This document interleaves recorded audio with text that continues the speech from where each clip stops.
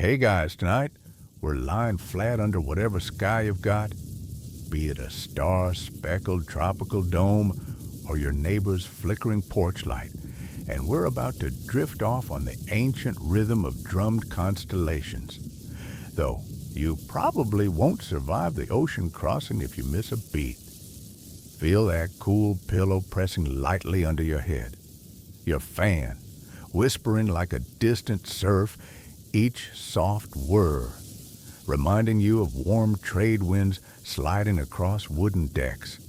You're wrapped in your blanket like a navigator's sail light, protective and oddly comforting. So before you get comfortable, take a moment to like the video and subscribe, but only if you genuinely enjoy what I do here. And hey, drop a comment with your local sky view and the time where you are. I want to know if you're staring up at a Milky Way sprawled across midnight or just that lone LED beacon in your backyard. Now dim, the lights maybe turn on that fan for an ASMR-like hum, and let's ease into tonight's journey together. You shift listening for that faint first beat, the low, hollow pulse of a drum carved from termite-eaten koa logs, a trick so ingenious that even nature lent its acoustic properties. That strange fact alone could fill a museum labeled termite grooves acting like natural sound amplifiers. In Polynesia, these logs weren't tossed aside.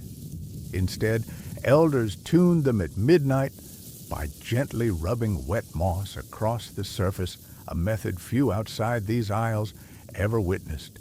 You might compare it to tuning your guitar by ear, except your stage is endless ocean and your audience is a constellation gallery. It's kind of like getting lost with Google Maps, only here missing a step can mean wandering among coral reefs before sunrise. Close your eyes for a moment. Imagine the Pacific's black canvas above the Southern Cross blazing like neon signage. Islanders learn to watch it pivot, then match the rotation with drum rhythms so precise that each beat marked a heavenly coordinate. It's like you're syncing your Spotify playlist to a workout cadence. Except these beats guide 200-foot canoes through uncharted waters. Historians still debate whether Captain Cook ever heard those drums echoing across Kealakekua Bay in 1779, or if it was just coastal wind teasing his ears. Regardless, the concept shows how star patterns aren't just dots. They're living rhythms you embody through sound. You can almost taste the salt in the air, now crisp and briny, courtesy of waves slapping the hull. As the drums speak, tiny shells strapped to the drum's rim jingle an ASMR sparkle amidst the deep booms like tinsel on a birthday cake for mariners. This odd decoration, a weird but practical trick, the shells warned navigators of sudden tilts. So if the canoe dipped too low in the swells, the rattles screamed, "Adjust course." You might have scoffed if I hadn't told you this saved lives on voyages that spanned thousands of miles. By day, crews charted their course with sunstones and slick driftwood markers. By night, they relied on rhythm.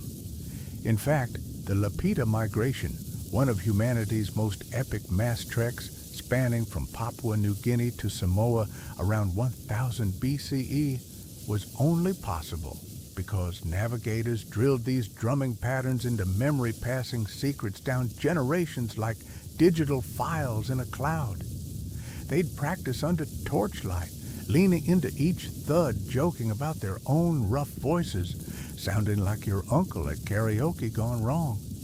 Yet that laughter was part of the lesson building muscle memory. Through jest, helped imprint complex star paths deep in the mind. Imagine the dogged focus it took, your fingertips slick with coconut oil, your chest vibrating with the drum's hum, every pore attuned to the galaxy's spin. It's so oddly intimate that you start to wonder if those logs weren't just instruments, but confidants, holding centuries of ocean whispers in their grains. Archaeologists recently unearthed a log half buried in volcanic ash on Tawada radiocarbon dating to around 1200 CE. It's odd that something so perishable survived at all. Historians still debate whether this ash-preserved drum was an instrument or a ceremonial relic never meant to leave the temple. As the tide ebbs, the drums shift tempo slow and steady. When the Southern Cross hangs low, accelerating as Scorpio climbs, you feel the rhythm in your chest like a heartbeat, linking you to ancestors long gone. There's a funny modern parallel. Think of your smartwatch beeping out your heart rate, except this perfect sync can save you from steering into a reef under moonless skies. And yes, our ancestors probably chuckled at the idea of tracking steps, because here, every beat was counted against the motion of stars, not digital pedometers. Then there's the dramatic climb. As Orion's belt emerges, drum strokes grow sharper, quick, precise taps that slice through the night. This was the cue to adjust altitude, lean into trade winds, and steer toward distant atolls. A single misstep could send you off course by miles, like misreading a bus stop sign on your way to work. Yet the navigators thrived in this perilous ballet of sound and sky joking that missing a beat felt like forgetting to charge your phone before leaving home, utter chaos and potential social embarrassment. By now your senses are humming, the drum's bass resonates in your bones, the cool breeze fresh on your cheek, and the starlight painting silver trails across your vision. You can practically feel the canoe's curved hull beneath your palms. Picture these navigators at dawn, groggy-eyed but wired on salt and purpose, hearing the final drum echo and raising the sail for landfall. Strange fact, some drums were hollowed from lava tubes, their volcanic birth giving them an otherworldly echo that could carry for miles across glassy seas. As morning nears, the drums slow fading into gentle patters matching bird calls. The navigators would hush, listening for wing beats that signaled land, an ancient touchdown alert you don't get from your phone's weather app. It's comforting to imagine leaning into that hush, letting the ocean's lullaby carry you to shore, guided by starlight and the heartbeat of hollowed wood. You lean closer as the night air thickens, the ocean's breath brushing your cheeks like a whisper from ancient voyages. In these earliest days, navigators discovered that hollowed logs, often discarded cooking vessels or canoe planks, didn't just thud, they resonated with the ocean's pulse. You can almost taste the briny spray on your lips, feel your shirt dampen at the collar as each low boom echoes tidal rhythms. Imagine repurposing your kitchen cutting board into a drum kit, except missing a beat here might strand you on a reef instead of earning claps on YouTube. There's a certain poetic thriftiness in it. Nothing went to waste, and every coconut husk rope became a drumskin tensioner. Few outsiders realize that some logs were first used to ferment breadfruit pulp, an unexpected prelude to percussion. Historians still debate whether this improvisation arose from sheer necessity or spiritual reverence for wood-borne sound. As you cradle the drum against your torso, you notice faint grooves etched by termites, nature's own luthiers, carving acoustic channels. A drop of moss-infused water on the surface and a gentle rub yields a pitch so pure you'd think the ocean itself was singing backup. It's like EQing your Bluetooth speaker by ear, minus the frustration of battling digital equalizers. Here, you coax melody from wood grain. A weird quirk, some early drums were tuned at midnight under torchlight so that stars overhead would catch each beat. Few outside these islands ever witnessed such a ceremony. You might joke that these navigators had their own island DJ set complete with organic bass and a Coconut Huskers remix. You hear a faint echo across the lagoon and remember a strange fact. Humpback whales sometimes responded with low-frequency calls, prompting navigators to wonder if they were communing with leviathans. Historians still debate whether the drums mimicked whale songs intentionally or if the similarity was merely cosmic coincidence. Picture a prehistoric karaoke night, except your duet partner weighs 30 tons and breathes through a blowhole. That surreal duet may have guided seafarers by gauging whale migration paths, like tuning into wildlife radio before podcasts were a thing. Then comes the tidbit everyone recognizes during Captain Cook's first Pacific voyage in 1769.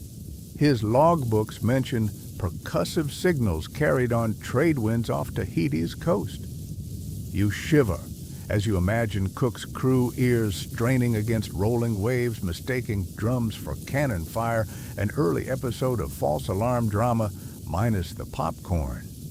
It's akin to mishearing your phone's notification tone as a text when really it's just your fridge humming.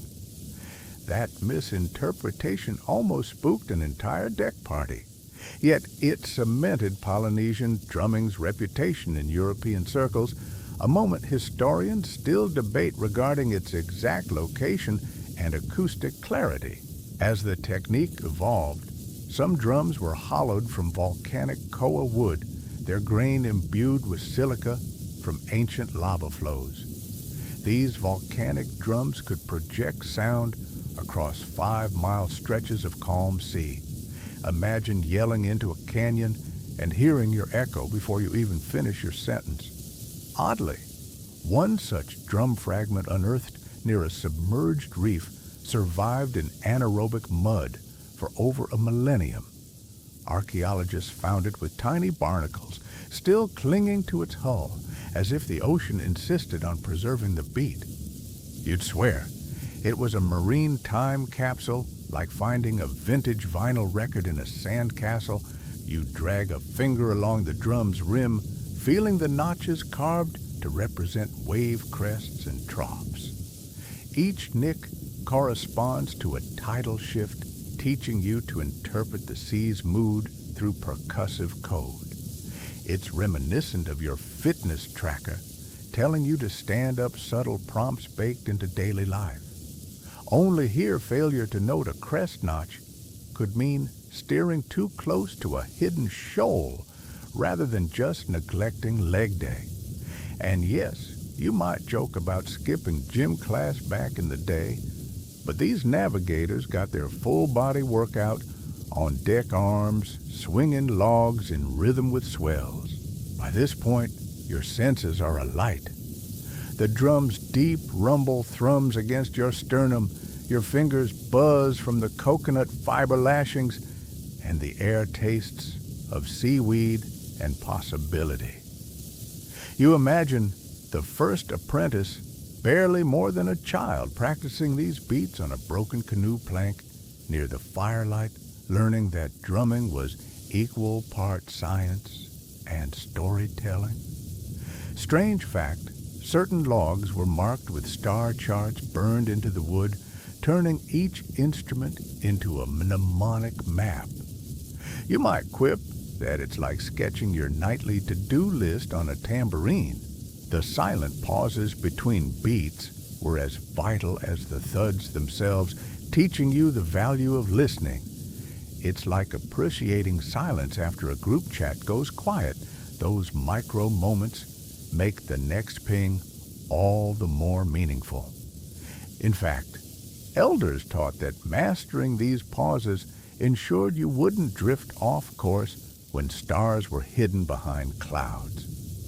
Those silent breaths were navigators' secret anchors, as critical as sighting the North Star.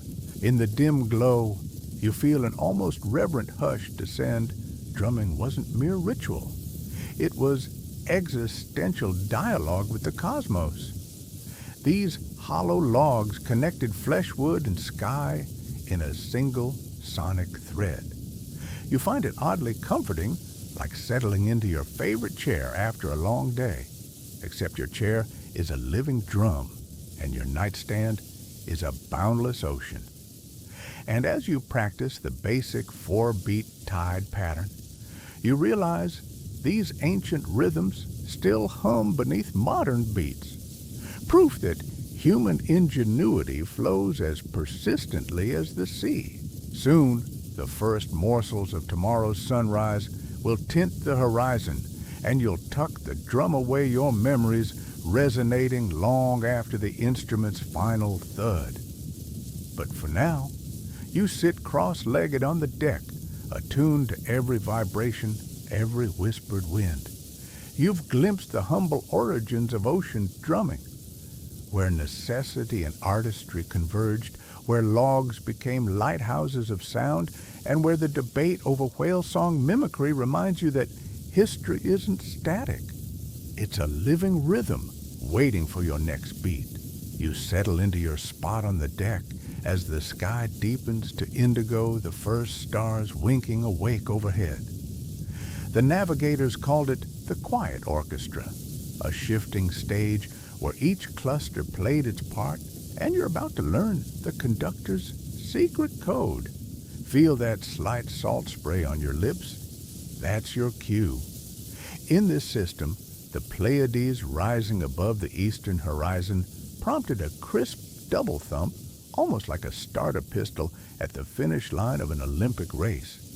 It's akin to syncing your tempo to a precision metronome, only here you match the cosmos itself. Imagine the drum in your lap, carved from a single koa trunk, its surface burnished by coconut oil until it gleams under the moon. You tap the rim lightly, practicing the cadence 1, 2, pause, 3, 4. That pause vital. It mirrors the Pleiades' brief dip behind a passing cloud, teaching you to honor the silences as much as the beats. Remember that termite-grooved resonance you felt in the previous part. This is where it really matters, because those natural acoustic channels carry the signal miles across glassy water. You tip your head back to locate Orion's belt, a trio of stars so conspicuous that even city dwellers know it, and you assign each star a rhythmic accent. Little finger flicks trigger short staccato pops for the left and right stars, while a full palm drag echoes the belt's central beacon. Historians still debate whether this exact trio was the original prototype or a later adaptation inspired by European star charts introduced during Cook's voyages. Regardless, the technique shows uncanny ingenuity. Sailors calibrated their drum charts like aviators would later calibrate gyroscopes on the lunar module during the first moon landing in 1969. You draw a deep breath, inhaling that briny tang, and tap your heel to mark each cycle. It's almost meditative. The cadence lulls you into a focused trance, eyes half closed as constellations drift overhead. A weird detail, some drums were inlaid with crushed mica flakes around the rim, so each strike scattered starlight reflections like tiny fireflies dancing in sync. Few people outside the archipelago realize those glittering patterns weren't decorative. They functioned like tactile star maps, guiding your fingers across the drum's face, even in pitch darkness. As you grow confident with the Pleiades sequence, you shift to Scorpius, its curved tail arching above the southern sky. Here, the beat transforms a rapid tick-tock, tick-tock, tick-tock that mimics the constellation's serpentine sweep. Imagine your metronome flitting between allegro and presto mid-song. That's the exact skill these navigators mastered to mark directional shifts. You might quip that it's harder than any drumming tutorial on YouTube, because your audience is a tapestry of suns, not a digital screen. Then there's the trickiest pattern, the Southern Cross, whose upright arms determine latitude. For this, you hammer a steady pulse, duh, duh, duh, like footsteps echoing down an empty cathedral. That resonant boom locks you into a north-south axis, anchoring your vessel's heading. You can almost feel the canoe shudder as the drum's vibrations travel through the deck planks, reminding you that every thump isn't just sound. It's a command to the hull, beneath your palms. A particularly odd fact, some navigators added a thin layer of squid ink lacquer to the drum's interior, believing the ink's midnight hue absorbed excess reverberations and sharpened the primary tones. There's no surviving record of whether it had acoustic benefits or was purely ceremonial. Historians still debate whether the squid ink ritual began as a practical experiment or as an offering to Tangaroa, god of the sea. But whether myth or method, it highlights the blend of science and spirituality in Polynesian wayfinding. You pause to listen for the echo bouncing off distant breakers. If the sound returns within a second or two, you know you're within earshot of a reef or shoreline and acoustic depth chart before sonar existed. It's like using echolocation minus flashing clicks. Your drum becomes both compass and depth gauge. You might chuckle, thinking that today's sailors have fancy echo sounders, while these navigators trusted nothing more than woodwind and a finely tuned ear. As the drum beats weave through the night, you sense patterns emerging, tidal charts encoded in rhythm, lunar positions mapped in tempo. You're reminded of the Apollo mission's precise launch countdowns, where every second mattered. But here, the countdown is cyclical 28 beats for a lunar month, followed by a longer pause that marks the new moon's invisibility. It's a living calendar, beating beneath your fingertips. You lean in closer, feeling that scratchy edge of the coconut fiber lashings, each strand alive with tension. The drum's surface hums like a giant tuning fork, resonating with the subtle tremors of shifting water masses. You may find it strangely comforting, like laying your ear against a violin to hear its soul. And yet, this is no concert hall. It's an open ocean under a vault of glittering pinpricks. By now, the earlier rhythms have imprinted themselves onto your muscle memory. You whip through the Pleiades, Scorpius, Southern Cross, and lunar cycles in a seamless loop as if you're DJing a star-studded rave, but the stakes are far higher than any club gig.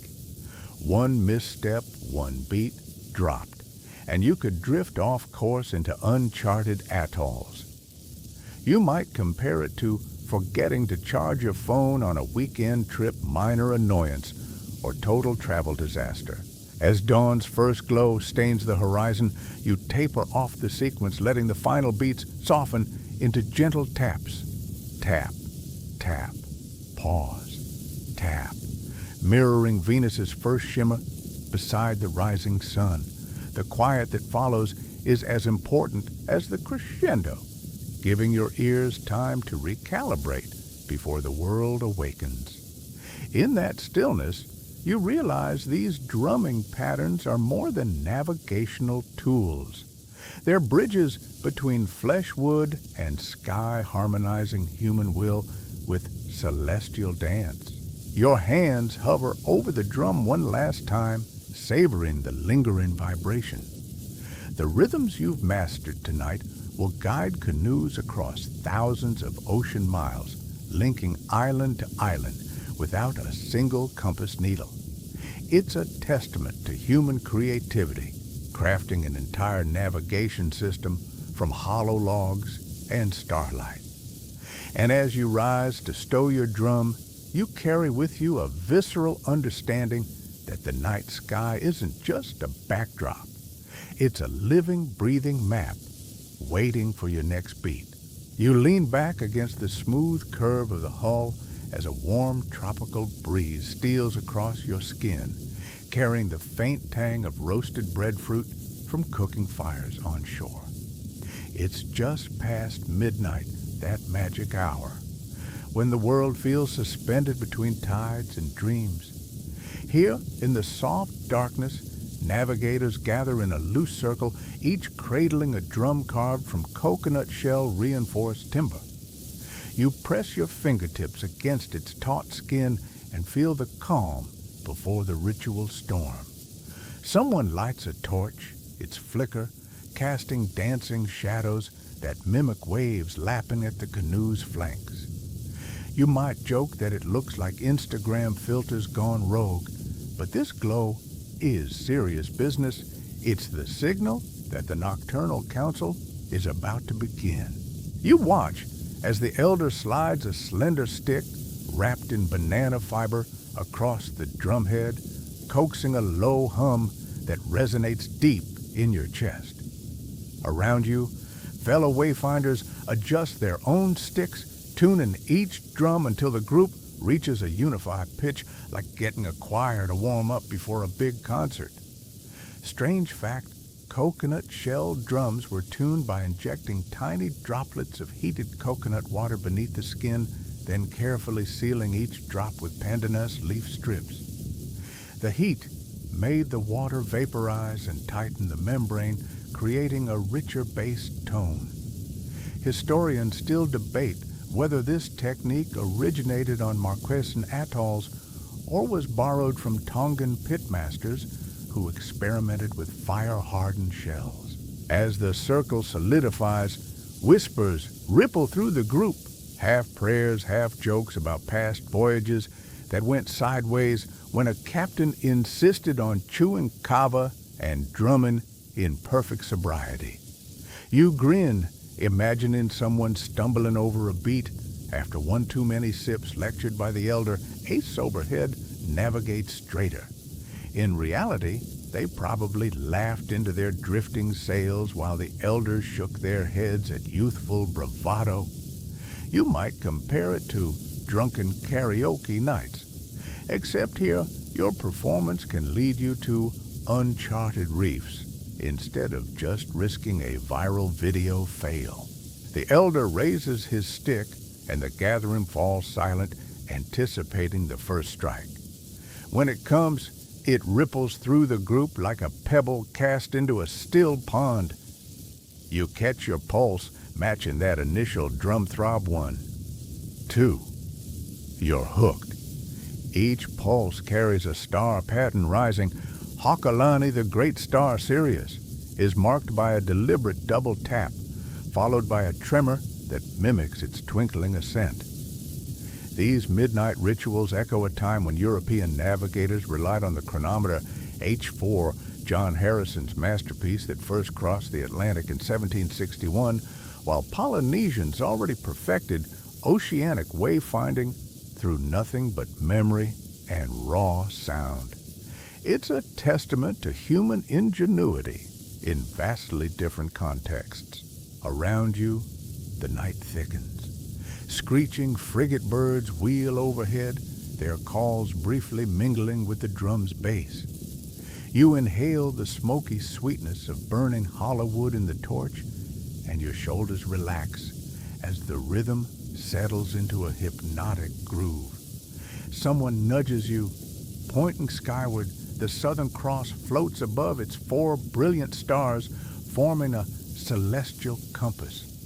At this cue, you switch your beat, thump, thump, pause, tracing the cross's vertical arm, then slide into a quicker pair of hits for its horizontal bar.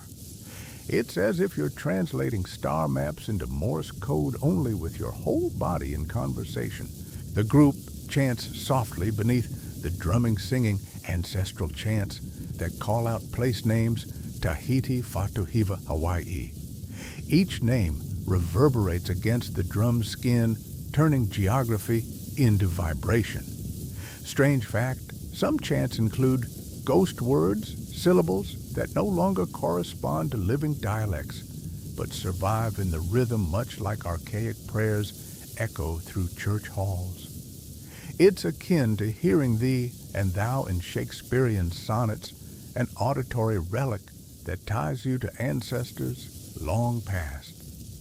Historians still debate whether these ghost words once carried secret navigational instructions or were purely ceremonial fill-ins.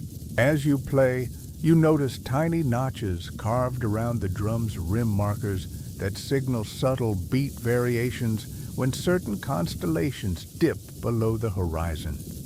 You tap one notch, whispering aloud, Honu, after the turtle shape of Orion's belt in some islands. That momentary shift to a jittery staccato warns of a nearby current change. It's like toggling your phone's navigation app from highway to walking directions. You've got to adjust your pace or risk missing the next turn. And just as you rely on Google Maps voice prompts, these navigators trusted the drum's nuances to guide them home. Laughter bubbles up when someone accidentally hits a wrong notch, sending the rhythm into a comedic wobble. You chuckle as a fellow apprentice flails in the dark torchlight, catching the sheen of sweat on his brow. It's oddly comforting even masters can misstep, reminding you to stay humble under the vast night sky. After all, one missed beat could mean drifting past your intended island by miles, not the end of the world perhaps, but certainly an unplanned detour. By now you're fully absorbed. The drum's resonance mingles with the ocean's murmur, and you feel suspended between two worlds, earth and sky reality, and something more ethereal. In the distance, you hear the soft hum of the North Star's name passing from lip to lip, and you know the group will soon conclude with a slow diminuendo, letting the rhythm fade as Tutu Lani, the sun's ring, or sometimes Venus peeks over the eastern waves. It's a communal heartbeat that unites every listener in solidarity. You can almost feel it linking your heartbeat to theirs across centuries and miles. As the final low thud fades, a hush falls. The only sound is the gentle slap of waves against the canoe's side. You exhale slowly, shoulders loosening, and realize your entire being has synced to an ancient rhythm. When the elder breaks the silence with a whispered blessing, may your path be clear as the stars. You feel anchored not just to this vessel, but to an unbroken lineage of ocean voyagers. It's the sort of moment you don't get from a pop song remix. It's pure, unfiltered connection. Then, almost imperceptibly, someone strikes a single, soft, final tap-tap, and the circle disperses. Drums are laid aside, torches extinguished, and the group slips back into the canoe's hold. You linger a moment, fingertips brushing the drum's surface, imprinting its lingering vibration into your memory. It's more than a performance. It's a rite of passage, a nocturnal covenant between you and the cosmos. And as you settle down to sleep under that endless star field, you know these midnight gatherings will echo in your dreams, guiding you in ways most people never imagine. You're rocking gently on the swells as the legendary Hokulea emerges from the horizon, its sleek white hull gleaming like a lighthouse beacon against the deep blue sea. Tonight, you're part of the modern revival voyage that began in 1976, a daring expedition to prove that ancestral navigation really worked. No GPS, no chronometers, just naked eyes and sound-crafted memory. The scent of fresh varnish still clings to the deck, mingling with the salty tang of seawater and the faint whiff of roasted taro that someone smuggled on board for a midnight snack. You can almost taste the sweet starch on your tongue as you lean over the rail, remembering how those ancient logs thumped-out star patterns in the past, only now they're replaced by the creak of planks and the soft lilt of crew chants. As you settle into your spot near the bow, you feel the subtle rumble beneath your palms, the same resonance that coursed through koa drums centuries ago. The Hokulea's crew still carry a small hollowed coconut drum aboard, a ceremonial artifact that echoes each island they visit. You run your fingers along its polished rim, recalling how termite-grooved channels once amplified sound across miles of open water. Here, the drum isn't just symbolic. It's a whisper of continuity, a wooden heartbeat that reminds you of those termite-carved acoustic channels you practiced with in the earlier parts of our story. The navigator, standing barefoot on the foredeck, raises her hand and nods toward the North Star, now slanted overhead like an old friend climbing into its nightly watchtower. You shift your weight, tasting the micro-delay in your drum's echo as it bounces off distant waves. That micro-delay tells you how far you are from the next waypoint, a living sound delay chart before radar. It feels like syncing your audio and video streams for a live stream, except any lag here could strand you in the middle of nowhere instead of just annoying its subscribers. You're in awe of the Hokulea's lineage, a double-hulled canoe modeled after one that once traversed the Pacific 1,000 years ago. This vessel carried a crew from Hawaii to Tahiti, then back again, rekindling ancestral pride and launching the Polynesian Voyaging Society into mythic status. That first leg of the voyage in 1976 became a global sensation. Newspapers splashed headlines about the canoe that defied modern navigation, and you can almost hear the thrill in their typewriters.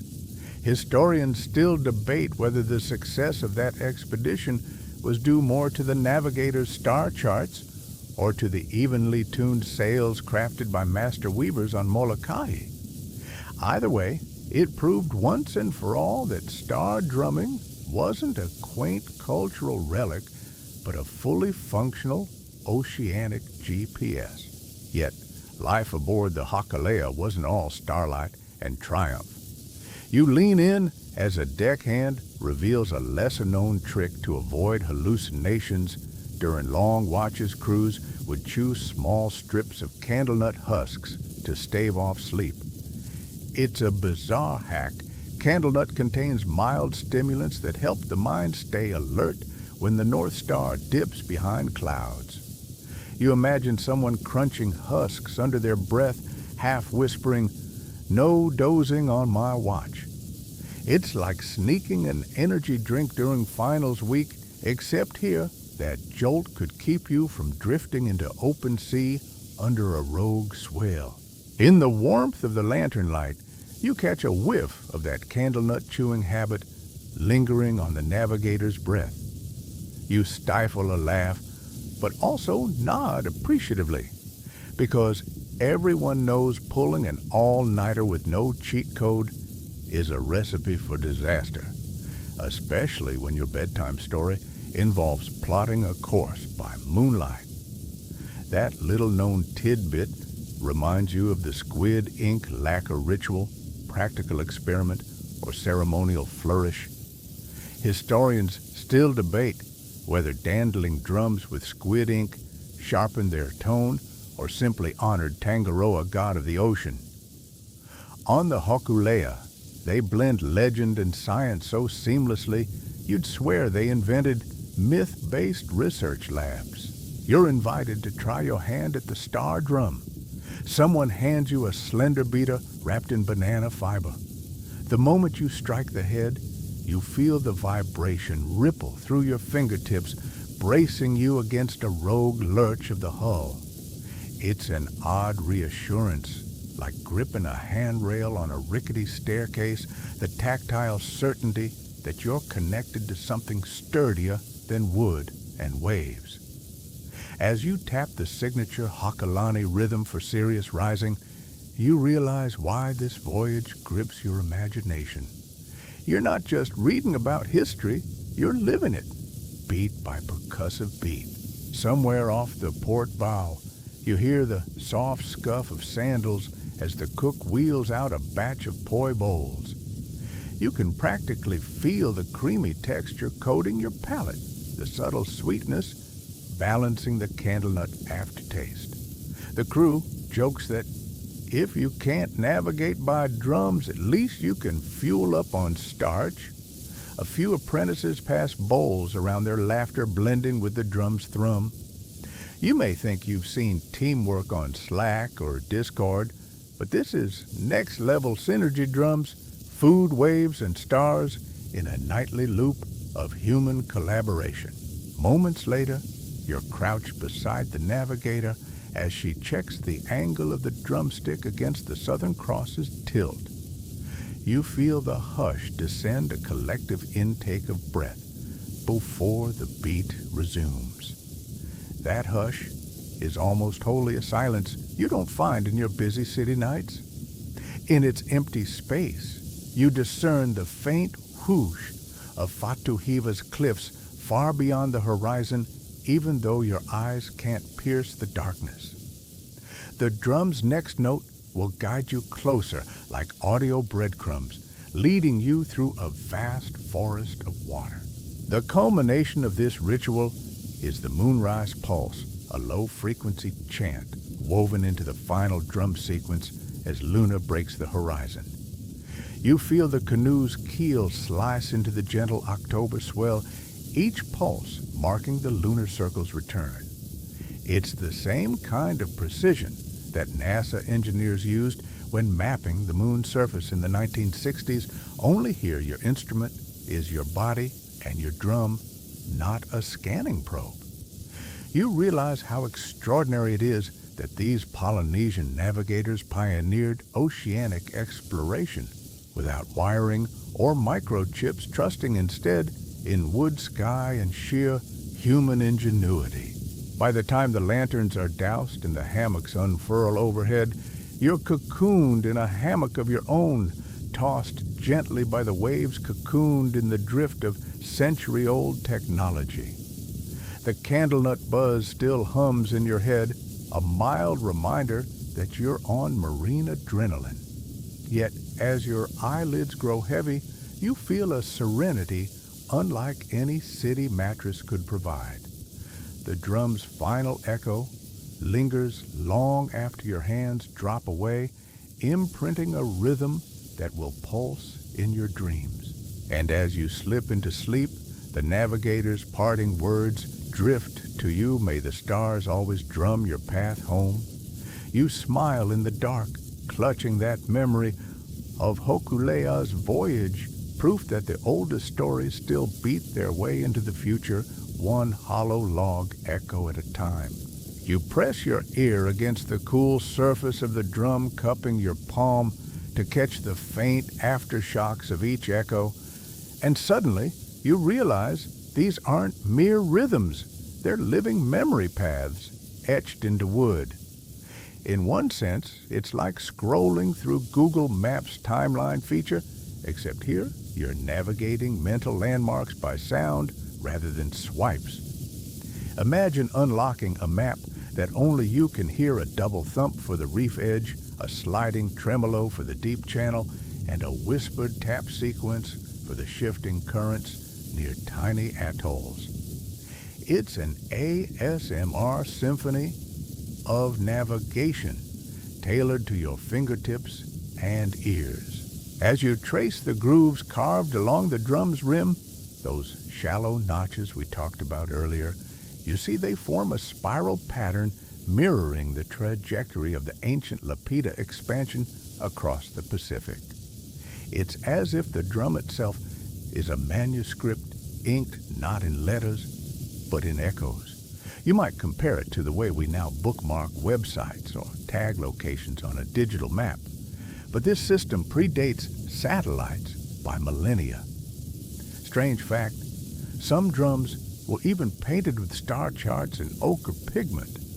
So when memory failed, wayfinders could glance down and recall the sequence. Historians still debate whether those painted symbols were mnemonic backups or held spiritual meanings beyond navigation. You lean back and close your eyes, allowing the foam cushion of your hammock to cradle your body, while the drum's aftertones ripple through the air. Each undulation of sound corresponds to a narrative station, the point where Maui's navigator paused to add coconut oil the moment his apprentice nearly drifted off, and earned a gentle reprimand, and the precise spot where a chorus of drum beats signaled a school of dolphins guiding the canoe closer to shore. These memory stations form an acoustic breadcrumb trail, ensuring that even in pitch-black darkness, you never lose your way. It's kind of like the breadcrumb navigation you see on websites, except this one pulses beneath your skin. Suddenly, you're reminded of Ferdinand Magellan's circumnavigation in 1522, a voyage that enthralled Europe, proving by sail what Polynesians had achieved by drum and star for centuries. While Magellan relied on compasses and dead reckoning, you rely on living echoes. It's almost embarrassing to think how modern explorers flaunt GPS devices with confidence, yet here you are, eyes closed, guided solely by the drum's nuanced voice. A cheeky thought crosses your mind. Good luck getting Siri to hum you to Tahiti. As the hammock sways, you focus on a series of rapid-fire taps, 3 light pops, followed by a low roll. This sequence marks the treacherous shallows north of Upolu, a spot where currents collide and waves curl into dangerous breakers. In the previous part, you learned how the Southern Cross beat anchored direction. Now you're learning how beat patterns anchor memory. Each set of taps feels like a waypoint, a sonic beacon calling you to steer ever so slightly port or starboard. You find yourself smiling at the irony that in the age of digital waypoints, humans once navigated entire oceans by drumming their brains into shape. Between these taps, you recall a bizarre detail. Some drums were fitted with tiny coconut shell doors that could be opened or closed to adjust volume and resonance. An apprentice who mastered that flap technique could muffle his signal to avoid alerting rival canoes of his passage. It's a cunning acoustic cloak. Think digital hackers muting notifications so they can work in stealth mode. Historians still debate whether this flap system emerged as a military tactic among warfaring islands or evolved solely from playful experimentation. Your fingers glide to a broader section of the drum where the wood grain shifts direction, creating a natural bass boost. Here the pattern slows, boom, pause, boom, boom. This deliberate tempo indicates a long crossing between islands, one of the longest stretches of open water in Polynesia. Storytellers whisper that a master navigator once drummed this sequence continuously for 3 nights straight, barely pausing to sleep, simply trusting that the memory path carved into his drum would guide him home. You shiver at the thought, savoring the comfort of your hammock and the fan's soft hum. Nothing like an epic sleep-depriving drum solo to put modern all-nighters to shame. Suddenly, the distant hoot of a night heron breaks the drum's reverie, reminding you that nature itself participates in this mnemonic concert. You catch a hint of night-blooming jasmine on the breeze, folding the bouquet of land into your seaborne world. In that moment, you understand that these patterns aren't sterile instructions. They're living stories infused with scent, texture, and life. Just as we now embed geotags into photos, so we remember where we were when we snapped that perfect sunset, These navigators embedded their journeys into soundscapes that coursed through their veins. You shift position and run your thumb along a series of closely spaced dents. The reef rattle signature meant to trigger alert focus. Legend tells that when Mata Afa, a famed wayfinder, first encountered the reef near Mangaya, his apprentice misinterpreted this pattern as a celebratory flourish, nearly sending their canoe onto razor-sharp corals. Since then, elders adopted a harsh staccato rattle to signify danger zones, like turning up a car's volume to avoid missing a turn. It's one more testament to the system's adaptability, blending musicality with practicality. As you experiment with replaying these beats yourself, your palms sliding and fingers popping, you marvel at the mental discipline required. Each drum pattern is effectively a poem, and each poem corresponds to miles of ocean. You recall the time when Christopher Columbus, upon reaching the New World in 1492, relied on inaccurate latitude estimates that left his fleet drifting cluelessly. Meanwhile, Polynesian canoes were forging direct routes across thousands of miles, guided by nothing more than hollow logs and sky charts. You snort at the thought that Columbus might have appreciated an extra drum lesson. At the same time, a subtle crescendo builds in your strokes, low thumps that grow into a rolling rhythm, indicating the approach of your destination island. You feel a slight pitch change, a natural resonance shift in the drum's wood that warns of shallow reefs ahead. It's like hearing a subtle echo in a cathedral and knowing there's an alcove just beyond the pillar. You imagine the exhilaration those ancestors must have felt when they realized land was near after weeks at sea. In your mind's eye, you almost see the palm-fringed shoreline emerging beneath the star-clustered sky. Then, as the final beats soften, you let your hands rest gently on the drumhead. The lingering overtones swirl around you like a soft mist. In that hush, you realize the full brilliance of these memory maps. They're not static diagrams, but living relationships between human instrument and environment. Modern maps may show roads and landmarks, but they lack this tactile intimacy. When was the last time your smartphone vibrated to remind you of a treasured memory? Here, the echoes themselves are both the guide and the story. You tuck the drum beneath your arm and swing your legs out of the hammock, feeling the night's cool relief on your bare feet. With each step toward the canoe's side rail, you carry the drum's echo within you, a silent compass humming softly in your mind. You prepare to drift off to sleep, knowing that even with your eyes closed, these mnemonic beats will carry you safely into tomorrow's light. And as you settle your head onto the hammock's cradle once more, you smile at the thought that in an era of voice prompts and autopilot, the purest navigation thrives in the echoes of memory, painted not on screens, but on the living drum of the cosmos. You lean forward as the firelight flickers across your drum surface, each ember glow dancing like celestial sparks against the polished koa wood. Tonight, you're not just tapping rhythms, you're invoking mythic tales that echo across generations. The elders say that when you strike the drum in the ancient goddess of dawn pattern, a rising roll followed by 3 gentle pops, you call forth Hina Aina, the star maiden who danced on the crests of moonlit waves.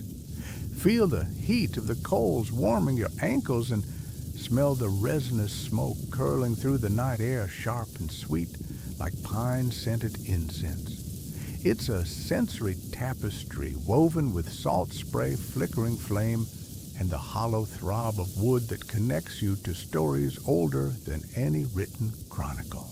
In the distance, you recall a popular historical event in 1778. Captain James Cook first anchored off Kealakekua Bay, marveling at Tutu Kane's drumming ceremony welcoming him ashore. You might chuckle at how Cook, trained in European fanfare of trumpets and cannons, must have wondered if he'd stumbled into an otherworldly carnival. Yet this ceremony was more than spectacle. It was a ritual thread tying land, sea, and sky. Historians still debate whether Cook's crew truly understood the symbolic beat sequence or simply mistook it for war drums. Either way, that encounter marked one of the first recorded meetings between two navigation worlds, your channel and the Western one. You strike the drum and the goddess pattern ripples outward, a fluid crescendo mirroring Hina Aina's supposed leap across Pacific swells. Legend has it that her sandals woven from coconut fibers and starlight left glowing prints on each wave she crossed. You almost see those footprints in the drum's concentric rings as if they were embossed in its wood. A strange fact. Few outsiders know some ceremonial drums were dusted with crushed mother of pearl along the rim so that each strike scattered iridescent flecks under torchlight, mimicking Hina's luminous sandals. Imagine your turntable spitting out glitter every time the bass drops. That's the level of spectacle we're talking about. You pause, sensing that the next beat must be softer like the hush before a tidal surge. The pattern shifts to 3 whispered taps. Tap, tap, tap, that embody the 3 sisters of the compass constellation, guiding voyagers through unpredictable currents. In that silence between taps, you taste the tang of smoked banana leaves from a nearby cooking fire, and you realize the ritual is as much about communal memory as it is about cosmic guidance. It's like sharing secret handshake protocols at a family reunion, only the handshake is audible across miles of open ocean. As your fingers glide across the drumhead, you recount the tale of Matiu Ele, the navigator who once challenged his rivals to a drum duel under a new moon. They say he drummed so fiercely that the coastline's reef sharks leapt in unison, drawn by the thundering beat. A local fisherman swore he heard the sharks humming back in low-frequency growls as if nature itself was joining the performance. Historians still debate whether those shark calls were real or just fishermen's tall tales spun to impress foreign merchants.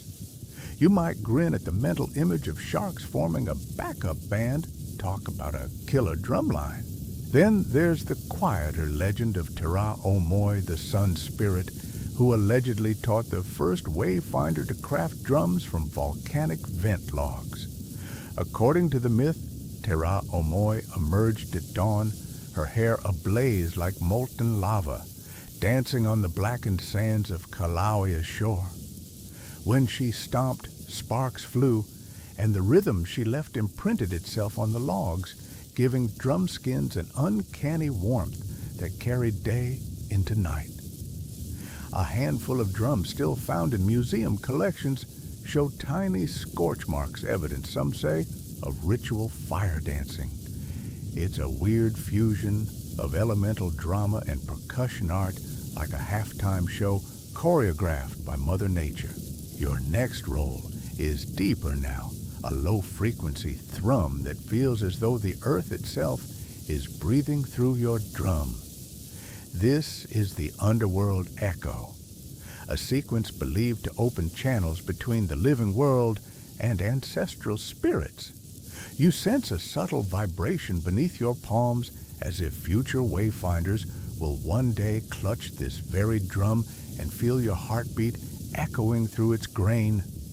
Strange fact, a few drums were constructed with hollow internals shaped like bird cocoons, enhancing resonance with an almost eerie quality that some described as whispers of the ancestors. It's like having a Bluetooth speaker. With built-in reverb, you get clear sound, but with ghostly undertones. Suddenly, a breeze stirs scattering ash from the hearth and carrying the distant cry of a solitary night heron. You seize the moment, transitioning into the heron's waltz, a lilting off-kilter pattern of 2 quick pops, followed by a drawn-out roll meant to mimic the heron's stoic dance along mangrove roots. You chuckle at the absurdity, your drum imitating a bird more graceful than any ballet dancer on YouTube. Yet that pattern holds serious weight signaling safe passage through shallow inlets where herons feed at low tide. Missing that cue could mean grounding your canoe in muck rather than drifting by on smooth water. As you weave these mythic beats together, you're enveloped in a sensory banquet. The smoky sweetness of burning how leaves the grainy hiss of embers shifting underfoot and the low hum of distant waves lapping the hull.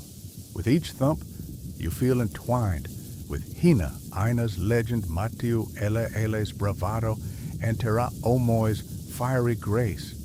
It's a tapestry of story and sound so rich that even your city playlists with endless tracks can't match its depth. You realize drumming here isn't just musical, it's a form of living storytelling that replays the ancestral archive each night. Your final gesture is a gentle fingertip sweep across the drumhead, invoking the Moon Maiden's lullaby, a soft rolling cadence to honor the spirit of nocturnal guidance. In that moment, the firelight dims slightly as though the embers themselves are bowing to the tale's end. You close your eyes, letting the last resonance fade into the hush of the ocean. And though no titles or scene breaks interrupt this flow, you sense a transition in the narrative, as if the mythic realm softly yields back to practical navigation, ready for the next beat that will carry you onward. You shift your weight as the humid night air grows electric, a subtle quiver rippling across the sky that feels almost like the drum's own tremor. In those moments before a storm, Polynesian navigators tune their drums to the smallest changes in air pressure, a tightening of the membrane, a slight waver in pitch, a whisper of static that made the drumhead hum with forewarning. It's like when you glance at your phone and see the little weather badge turn ominously gray. Only here, there's no app notifying you, just your fingertips pressed against hollow koa, translating nature's prelude into a staccato Morse code of wind and cloud. As the first distant growl of thunder rumbles through the horizon, you recall the famous 1789 voyage of the HMS Bounty, when Captain Bligh's crew first encountered a sudden squall off Tamaki Makarau, Auckland. Eyewitness accounts mention the eerie echo of local canoes drumming warning calls, guiding the fleet away from the worst of the gale. You can almost hear those ancient beats resonating under Bligh's polished mahogany deck, a primitive yet precocious weather alert system that predated barometers by centuries. Historians still debate whether Bligh himself ever understood the full complexity of those drum signals or simply shrugged them off as local pageantry. Either way, it underscored how drumming carried practical meteorological power. You lean in eyes, scanning the horizon, where lightning forks in jagged patterns each flash illuminating drifting tufts of cloud like ghostly sails. A practiced hand on the drum would detect a microsecond's delay in the rebound, just enough change to signal a gathering squall. You tap gently in response, a slow double thump to mark the first rumble, then a quick flick to trace the lightning zigzag. It's akin to toggling your smart home sensor to storm mode or hearing your car's tire pressure monitor ding before a rapid air leak. But here, the stakes are higher. One missed cue can leave you broadsided by a tropical cyclone. You close your eyes and breathe deeply, tasting the ozone tang on your tongue as humidity climbs. Your fingers ghost over the notches carved into the drum's rim, those markers for wind direction, adjusting tension by nudging a hidden pandanus leaf strip beneath the skin. This subtle tweak raises the drum's resonance for high-frequency gust warnings, as sharpening each snap like the warning buzz of a mosquito before it bites. A peculiar trick from the old days, some drums were fashioned from koa trees struck by lightning, their wood imbued with a latent electric charge that made the drumhead respond more sensitively to atmospheric shifts. Strange fact, these lightning-felled koa drums sometimes emitted a faint capacitive crackle like static electricity when the air was at its most charged. Few outside the archipelago ever saw such instruments, and those that remain in museum collections still carry that uncanny buzz. A sudden gust sweeps across the deck, making the canoe sway. Your heartbeat speeds up in rhythmic sympathy with the wooden echo. You tap out a rapid-fire sequence, tap, tap, tap, signifying a wind change from northeast to southeast, preparatory for the storm's eye to pass just south of your latitude. In your mind, you compare it to switching from driving on a highway to navigating a mountain pass. Each twist demands a shift in approach. Modern sailors rely on satellite feeds and Doppler radar, but you trust this drum's voice more than any digital readout. It's calibrated by centuries of human experience. The sails ripple overhead like restless spirits, and you catch a whiff of salty sea mixed with the sharp aroma of crushed pandanus leaves burning in the torch behind you. That lingering scent serves as another cue. Pandanus smoke was used to dry and harden drum skins before voyages, and its smell carried stories of previous storms survived. It's a sensory breadcrumb embedded in the nightlight. The torch smell pandanus tune the drum, prepare for whatever the clouds unleash. In the distance, you glimpse the silhouette of palm trees bending in the rising wind. You recall a popular historical event, the devastating cyclone that struck Apia Harbor in 1889, sinking 3 warships and altering colonial power balances in Samoa. Contemporary reports mention frantic signals from island drums, but by the time German and American captains mobilized their crews, it was too late. Historians still debate whether earlier heeding of those drum warnings might have saved more lives, or whether imperial rivalries overshadowed local knowledge. Either way, it exemplifies how drumming could be the difference between disaster and safe passage. You resume drumming with purposeful intensity, each strike a heartbeat, keeping pace with the hurricane's approach. You sense the barometric drop in the drum's tone, an involuntary flattening of each note that resonates as a mournful hum. It reminds you of a flat tire warning on your dashboard, that low, insistent drone urging you to pull over. For these navigators, the horizon was the only gauge, and the drum was their lifeline. Thunder cracks overhead, closer now, and you raise your tempo to 4 rapid thumps, boom, boom, boom, boom, evoking the storm's peak fury. The hull creaks beneath you, and you wonder if the canoe will ride the swells or yield to the deluge. Yet, as you play, you feel a masterful calm. Settle in every shift in rhythm refines the crew's collective response tighter. Lines adjusted, sails, vigilant eyes scanning the sky. It's the ultimate multitasking workout, a full-body commitment more demanding than any spin class, demanding finesse and raw strength in equal measure. Rain begins as a fine mist, the first droplets pattering the drum like distant applause. You welcome the rhythm, weaving it into your beat as an acknowledgement of nature's collaboration.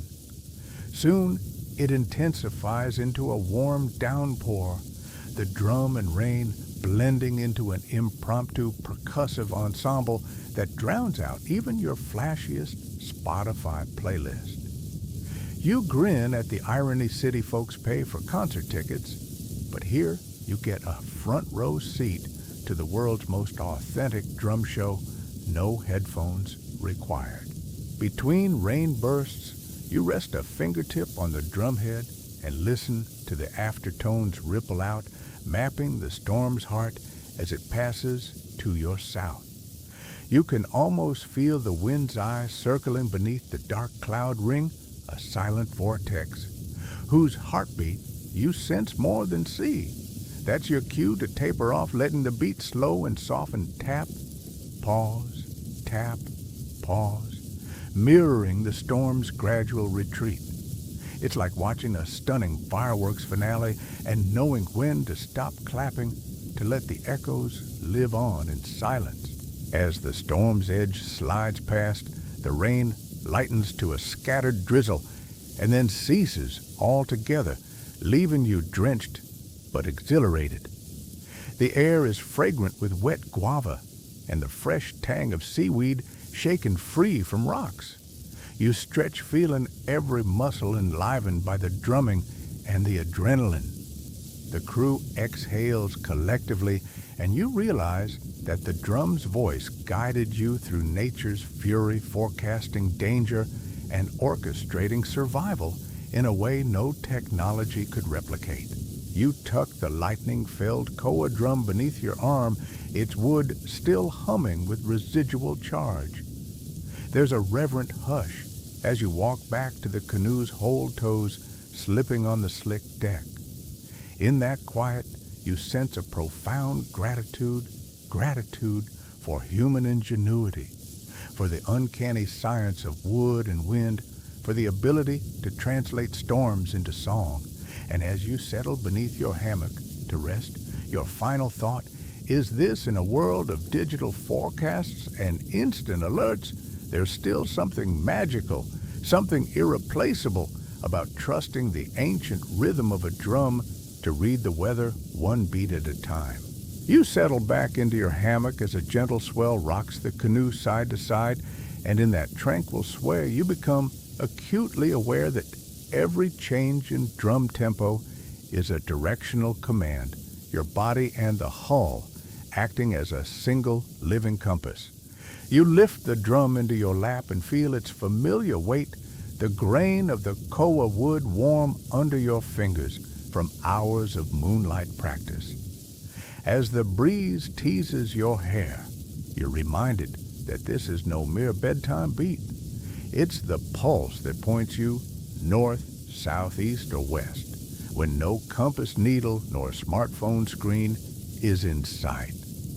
Think of it like trusting a shuffled Spotify playlist to pick your GPS route. You'd never do it in a city, yet out here, you lean on these rhythms without a second thought. You tap once, a crisp click, and the canoe's bow shifts imperceptibly toward the rising Southern Cross, a northward cue embedded in the drum's dialect. Then you follow with a double thump, a heartbeat that whispers turn east as the Milky Way's pale band drapes above the eastern skyline. At home, you might adjust your morning alarm with a few taps on a touchscreen, but here you're adjusting an entire seafaring arc by ear. It's equal parts art and science, and frankly, it's more reliable than any weather app you've ever downloaded. After all, your phone can't remind you that the wind just veered from starboard to port. Only these drum signals can. A sudden flash of lightning from a distant storm illuminates the sky, and you instinctively quicken your tempo to a staccato sequence: tick-tick pause, tick-tick pause, tick-tick pause.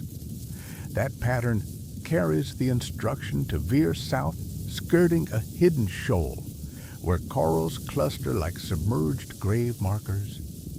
Strange fact, Some navigators once embedded tiny seashell soundboards under their drum skins, so that these compass cues carried an extra shimmer, ensuring the beat cut through crashing surf.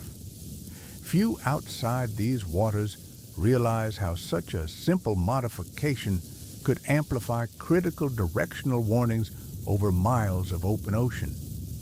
Historians still debate whether the seashell boards originated in Tahiti or were an innovation from the Tuamotu archipelago. But either way, they transformed your drum into a sonar-esque guide. As you practice the southern swing, your senses sharpen. Salt droplets glint on your eyelashes, and you smell the faint sweetness of pandanus blossoms drifting from the foredeck. The drum's hollow voice resonates in your chest. Boom! Boom! Each surge reminding you that every thud is a step on an invisible compass rose. You might picture a navigator standing at a crossroads blocking off lanes with traffic cones. Except here, the cones are constellations and your traffic signals are carved rhythms. It's oddly reassuring to think that even in total darkness, you can steer by sound alone. In the distance, you recall the Manila galleon's first Pacific crossing in 1565 when Spanish sailors watched amazingly accurate Polynesian canoes navigate beside them without charts or chronometers. Those galleons laden with silk and spices relied on brass compasses that wobbled in rough seas, yet they envied the islanders who drummed their bearings. That storied encounter cemented the reputation of Polynesian wayfinding in Western lore. You can almost hear the clink of Spanish doubloons as those sailors grudgingly admitted defeat to hollow logs and star patterns. It's a popular historical event that echoes through maritime museums today, reminding you that brash technology often bows to humble ingenuity. You shift to a Western call, a rolling crescendo that tumbles into a final muted thud, dub, dub, dub, marking the setting of the Pleiades. This heralds homeward on many routes, steering the canoe back toward familiar lagoons. A light joke crosses your mind. It's more precise than any voice command you've ever mumbled to Siri. At least, Siri never once guided you safely past razor-sharp reef edges. Here, the drum is both pilot and pilot light, its flickering echoes cutting through dark swells like a lighthouse beam. Beneath your fingers, the drum's skin feels taut but responsive. You remember a strange tidbit. Some drums were lined internally with sharkskin patches at compass marker points chosen for their unique roughness, which produced a rasping accent on key beats. It's a tactile cheat sheet enabling wayfinders to locate compass signals even without looking. You can't help but grin at the thought digital coders would kill for a built-in tactile cue system like that. Historians still debate whether sharkskin linings were more ceremonial or practical. But either way, they left a lasting legacy on drum craftsmanship. You lean in to catch the faintest afterclick whenever you shift direction. The echo returns fractionally slower if you turn toward the setting sun, or fractionally faster if you swing toward the rising moon. It's like dialing in a radio station. Tiny frequency tweaks make all the difference between static and signal. That micro-adjustment ability once guided canoes across thousands of miles, ensuring that island clusters like Fiji and Tonga remained connected. You laugh softly at the thought modern DJs mess up crossfades all the time, yet you're here blending stellar transitions like a pro. As midnight deepens, you switch between compass codes in rapid succession, northeast, southwest, watching the canoe respond in subtle shifts. Your heartbeat aligns with the drum's cadence, a personal metronome guiding a communal vessel. You feel a sense of kinship with every navigator who ever lived each beat, weaving a thread back to those first wayfinders who braved uncharted seas. And though you drift on a simple hammock, rather than clinging to a swaying deck plank, you understand that navigation is as much a mental art as a physical one. In the final sequence, you combine all 4 compass rhythms into a seamless loop: north's click, east's thump, south's roll, and west's muted dub. It's a condensed symphony of direction, 4 movements that steer the soul and the hull alike. You picture anchoring the canoe at dawn, guided ashore by nothing but hollow wood and starlight, and it seems almost absurd that in an era of satellites and digital grids, the oldest navigation system remains the most elegant and trustworthy. You tap out the loop one last time, letting its overtones fade into the gentle lapping of waves, and feel a profound gratitude for the rhythms that have pointed humanity home for countless generations. You lean forward as the sky settles into its velvet quiet fingertips, grazing the drumhead's smooth curve while your other hand brushes stray hairs from your face. In these hushed moments, you're synchronizing your heartbeat to the celestial clockwork above what the navigators call star drumming or drum star synchronization. You tap once a clean note that locks onto the slow rise of Horologium's dim glow, a constellation mapped by Nicolas Louis de Lacaille at the Cape of Good Hope in 1751. You breathe in the salt-tinged air, the faint hiss of waves like whispered applause, and you feel the drum's membrane tense just as each star pulses into view. It's an ASMR grade sensation, a soft shh beneath the primary thump, like the ocean exhaling through long reeds. As you find the Horologium beat, you recall a popular historical event in 1775. James Cook's second expedition noted clock-faced star patterns in the southern sky, prompting European astronomers to chart Horologium officially in 1756. You tap a double thump, boom, boom, mirroring the constellation's twin star pair at its core, then let your fingers trail off into a wisp of soft roll that imitates the slower drift of its surrounding stars. Historians still debate whether Lacaille intended Horologium to honor timekeeping devices or to reflect the celestial clock he perceived in the heavens. But for you, that ambiguity deepens the ritual's magic. You adjust the drum's tension by easing a thin strip of pandanus leaf beneath the skin, a little trick passed down through generations, so your beats match the subtle wobble of Horologium's brightest star.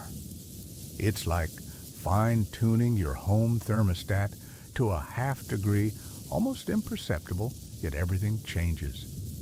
A strange fact surfaces as you work. Some wayfinders replace the usual coconut skin membrane with processed turtle shell harvested carefully from flatback turtles, yielding a crisper, almost metallic snap that carried farther across calm seas.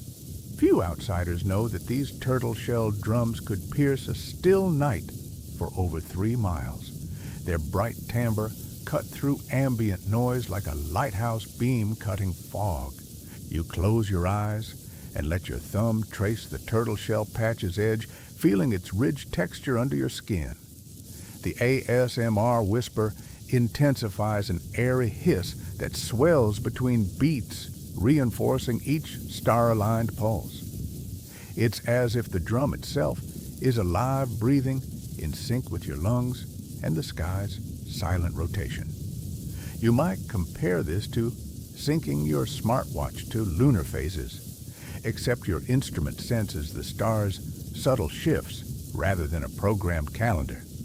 Every beat you strike, not just a sound, but a living coordinate, is an act of cosmic translation. A distant gull cry drifts across the water, reminding you of a lesser-known voyage in 1820.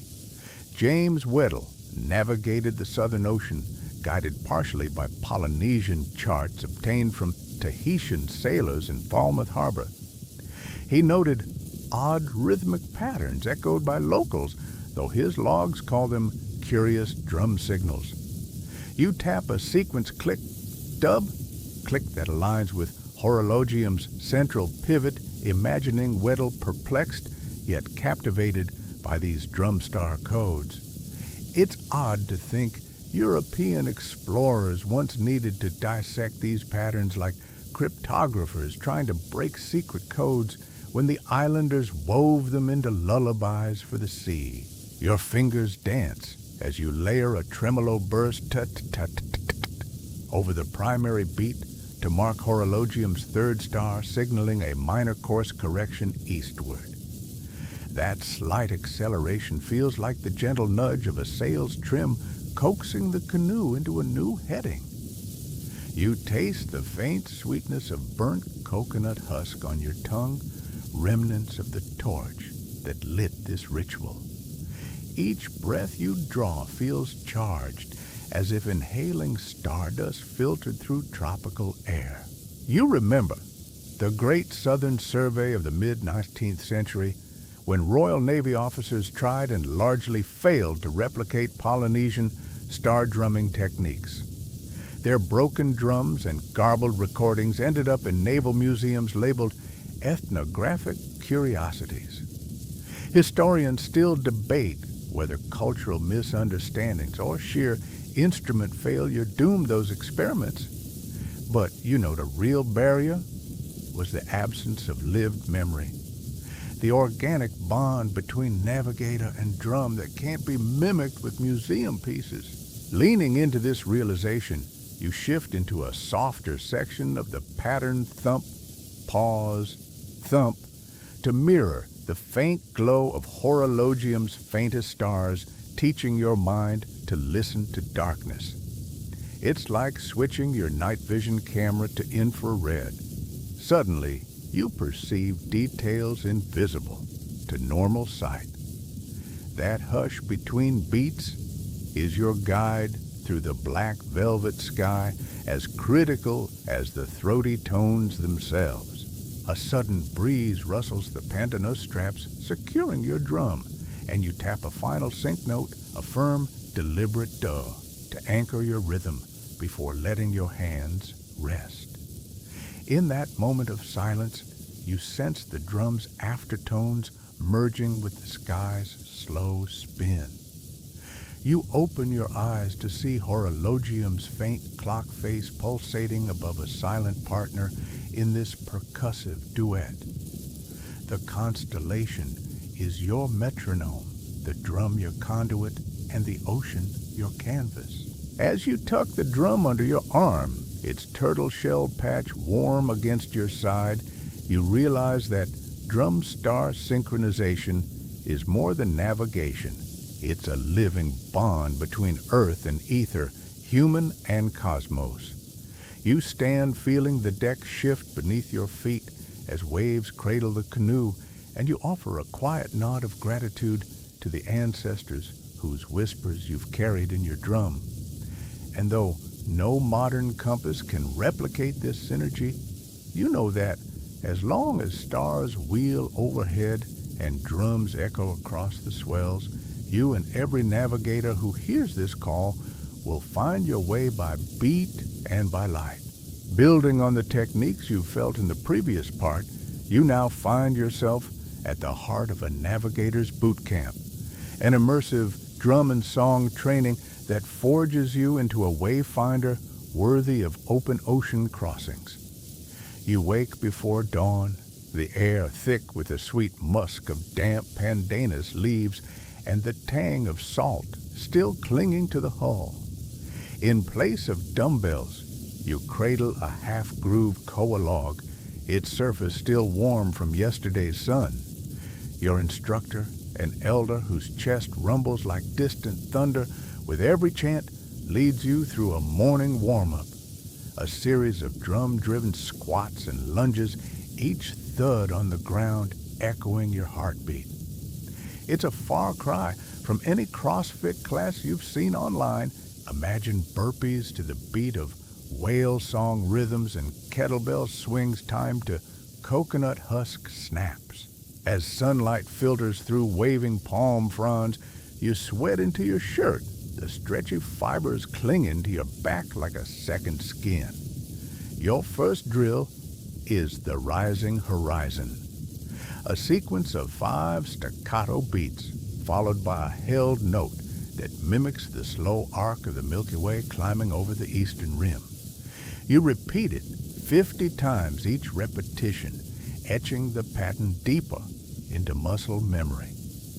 Strange fact, in some ancient training logs, trainees are said to have practiced with their eyes closed on unstable platforms, drums balanced on barrel staves atop rolling logs to simulate the ocean's unpredictability.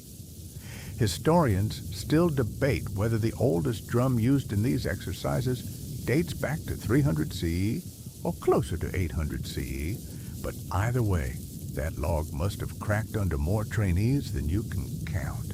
After a brief pause for coconut water sips, sweet and slightly oily with a hint of seaweed from deck spillage, you move into the song component. A mellow chant rises, vocals humming beneath your drum's bass thud, Aloika Lani, Aloika Honua, meaning face to the heavens, face to the earth. It's part mantra, part musical mnemonic embedding star names into your bones.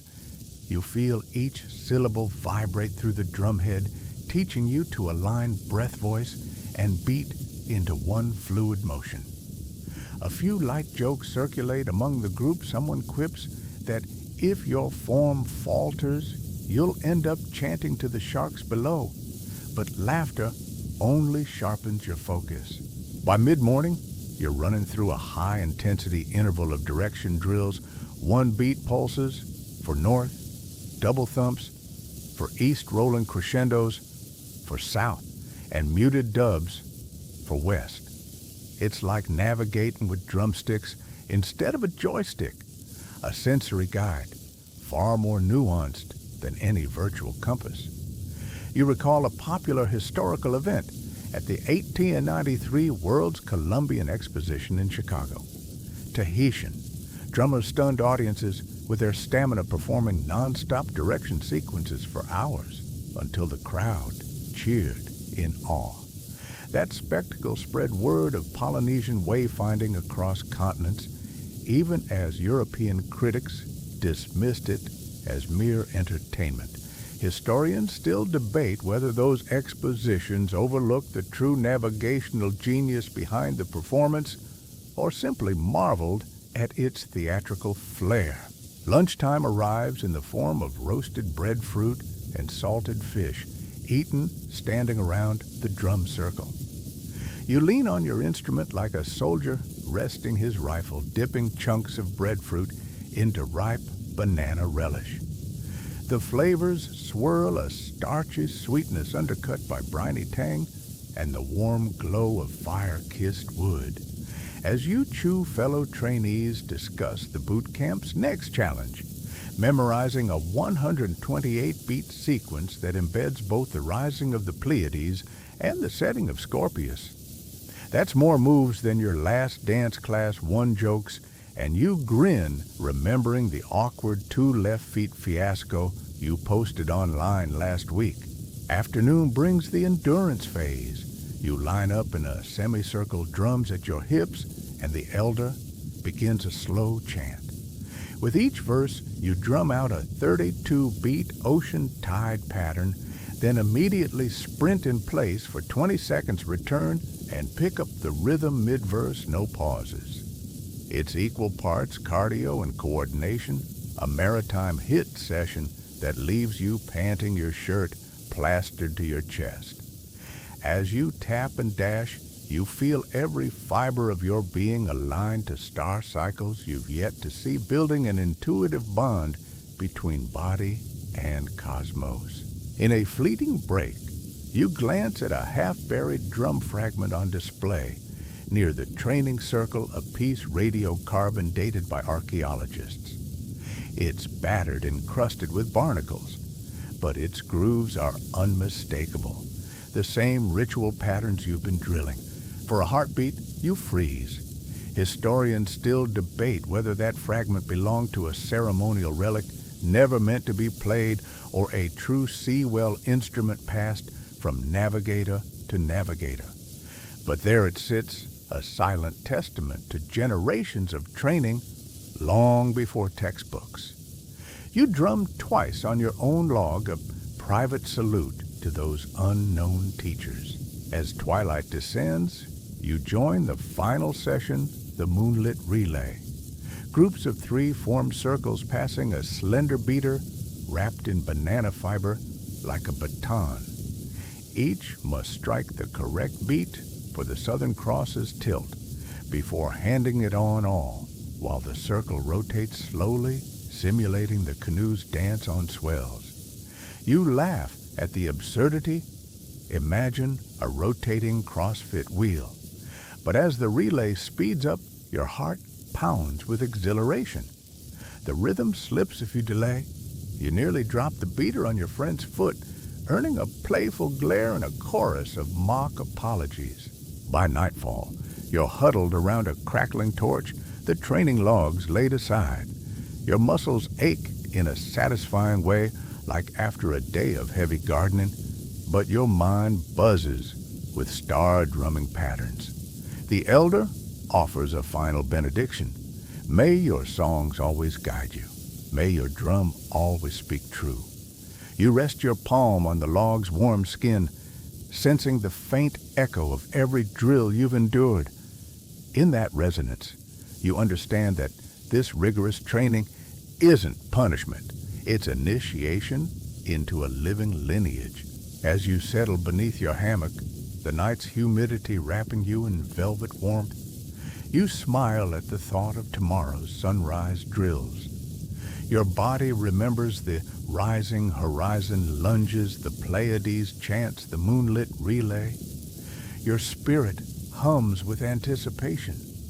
And though your Greek dawn was shaking arms and a grin that screams worth it, you know you're one beat closer to mastering the navigator's craft, one echo etched into your bones, ready to guide you across the endless blue. You're crouched on the moonlit deck drum, cradled against your ribcage like a trusted friend as the night watch begins. The air is cool, tinged with salt, and the faint sweetness of night-blooming jasmine drifting from shore. Every creak of the canoe beneath you resonates through the drum's grainy koa wood. Remember those termite-carved channels you felt earlier? They're alive tonight, amplifying each tap into a gentle echo that ripples across glassy swells. Around you, apprentices stretch their limbs and exchange quiet grins. Sizing up this nocturnal duel, a contest of stamina, precision, and sheer rhythmic nerve. The elder steps forward, torch in hand, and issues the first challenge, a rapid-fire sequence of 7 staccato pops, each one meant to mimic the jagged constellation break of Lyra. You lean in fingertips poised, and when the torch's glow catches your skin, you strike pop, pop, pop, pop, pop, pop, pop, holding the final echo just long enough to feel it resonate in your collarbone. A ripple of applause follows, muffled by hushed waves as your opponent takes the stick for a reply. Here precision is everything a single misstep, an extra pop, or a truncated roll can send you tumbling into defeat, or worse, into that coral-strewn shoal of embarrassment.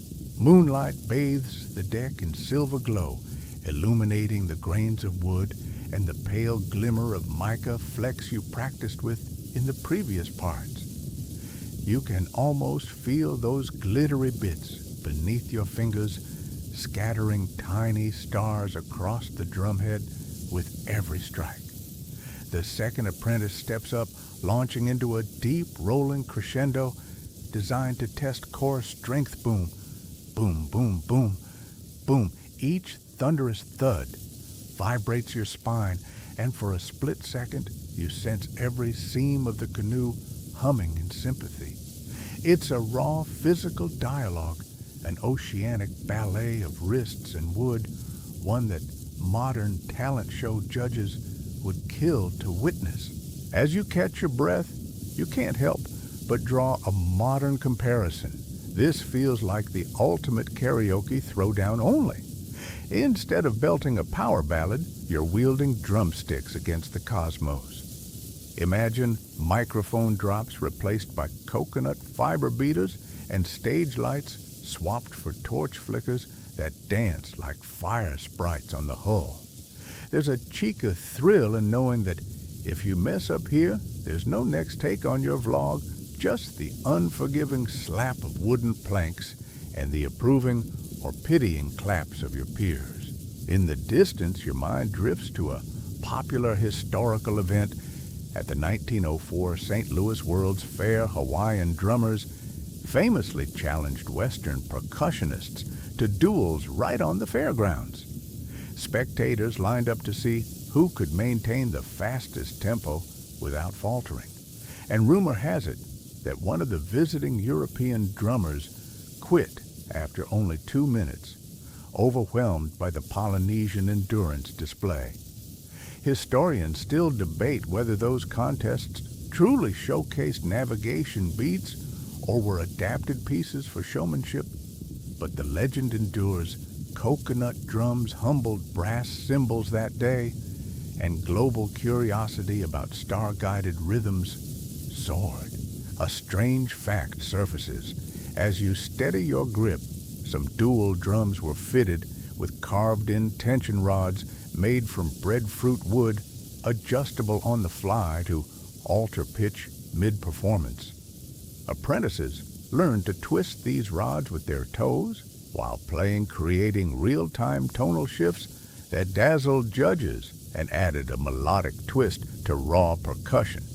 It's like watching a guitarist bend strings mid-solo, showy, yes, but also a testament to technical mastery under pressure. You tap out an impromptu tremolo to test that imagined rod, grinning at the thought of mastering both rhythm and tuning simultaneously. The elder leans close and murmurs, "Next is the reef rattle." You recall the terse warning rattle from earlier, how a cluster of quick ticks signaled dangerous shallows. Now, it's a full-on challenge, 10 rapid rattles followed by a solid bass drop. You rise to meet it, striking the rim's notches in quick succession. Tick, tick, tick, tick, tick, tick, tick, tick, tick, tick, then anchoring the finale with a deep, resonant duh that vibrates your sternum.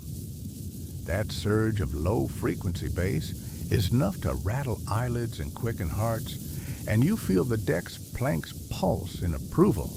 A hush settles as the final vibrations fade, the participants panting beneath moonbeams. You share a wry smile with your rival.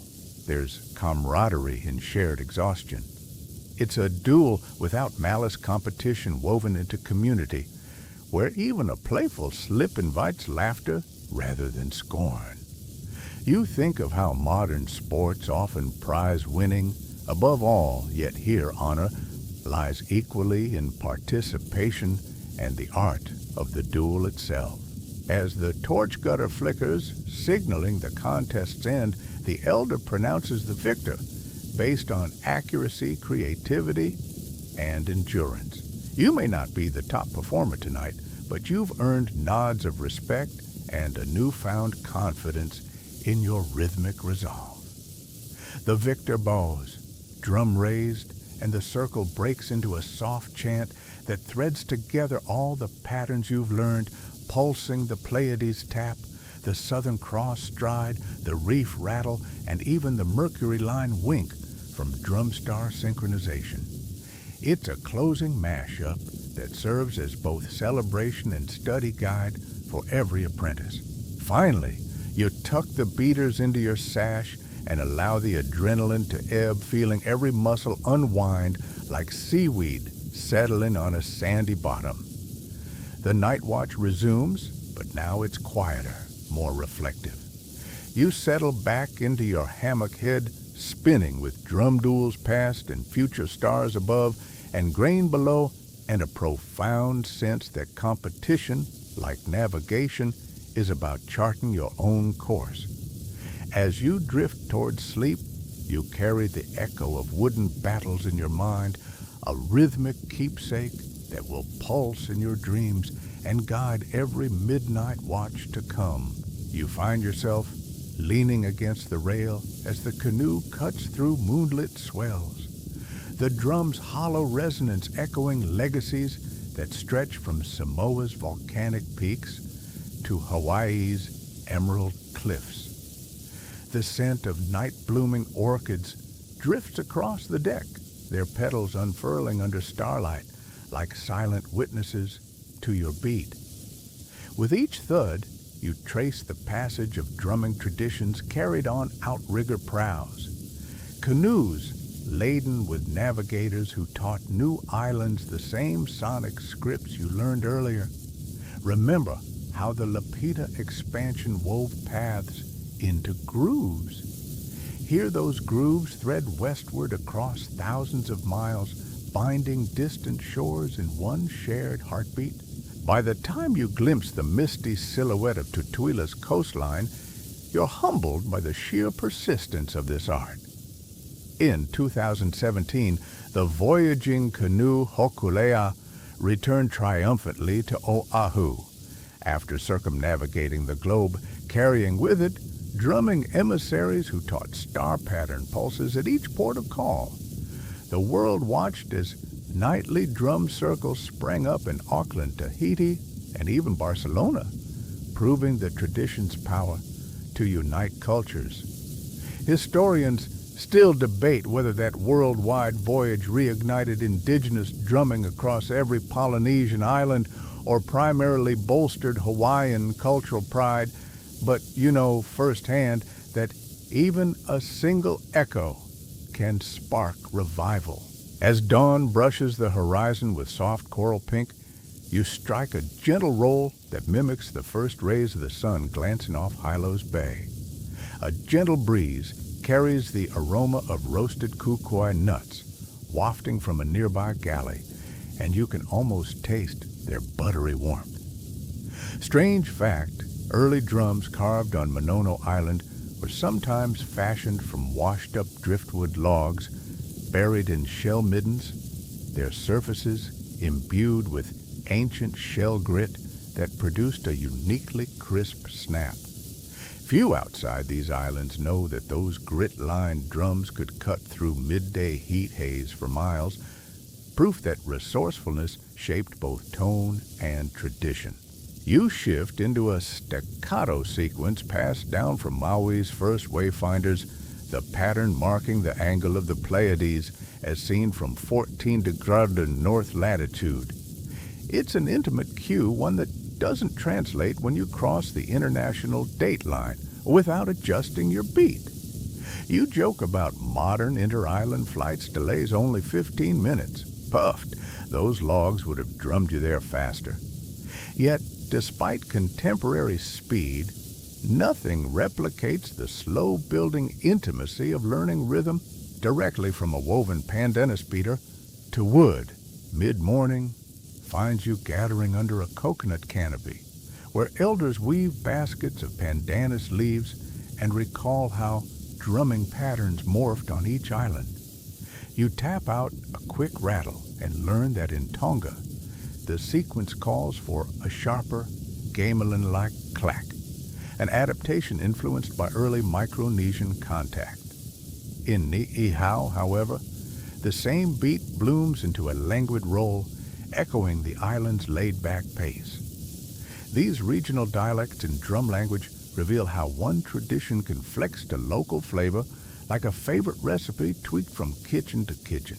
As the sun climbs higher, your instructor challenges you to blend Samoa's rolling thunder with Kauai's staccato dance. You laugh as you nearly trip over a stray coconut husk, but the mishap only cements your muscle memory. Funny how a misstep teaches more than smooth successes. It's like fumbling karaoke mic feedback, before nailing the chorus memorable, humbling, and oddly satisfying. With each blended pattern, you become a living bridge between cultures, drumming a lineage that defies modern borders. Later, you're invited ashore at a small motu where a spontaneous drum circle has formed. You join hands with navigators whose grandparents once paddled these same lagoons, and your combined rhythms swirl together like braided lays. The sand under your bare feet feels warm and granular, a perfect counterpoint to the drum's cool koa surface resting in your lap.